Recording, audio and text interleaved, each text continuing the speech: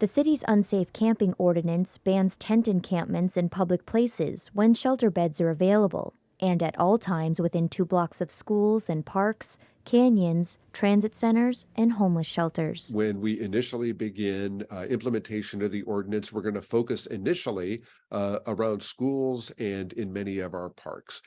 We cannot have a situation where there are encampments within 2 blocks of a K through 12 school. According to Councilmember Stephen Whitburn's office, officers in the San Diego Police Department's Neighborhood Policing Division have been trained in the progressive enforcement model and will continue to provide education and outreach to homeless residents about the ordinance. The city says officers will receive a list of open shelter beds in the city intake system each morning. They say if needed, enforcement will be implemented. If people refuse to take advantage of a shelter or safe sleeping site when it is offered to them, then the law can be enforced. The first time somebody would refuse a shelter bed or safe sleeping site, a police officer would give that person a warning.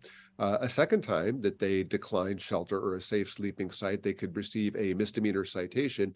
And the third time, there could be a custodial arrest. Janice Wilds is a homeless advocate with Housing for the Homeless. She says that enforcement isn't going to help anything. A camping ban is not going to house anyone. Housing is what solves homelessness. We know we don't have enough of that. We have to build more of it. We need to have a more humane way to help people on the street other than criminalization, which is fiscally irresponsible.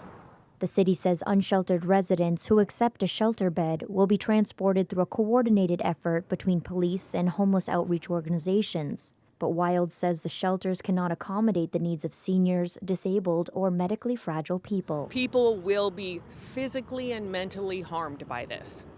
Think of having to be a nomad in your own city, carting all your things with you in 80-degree heat, with nowhere to stop, because anywhere you stop, you could be cited for encroachment or the camping ban. One outstanding question is whether San Diego's ordinance is different enough from other camping bans that have been challenged in court to be considered constitutional, says legal analyst Dan Eaton. I expect that the day the ordinance actually goes into effect, and certainly no later than the first time any attempt is made to enforce the ordinance, there will be a complaint filed in San Diego federal court.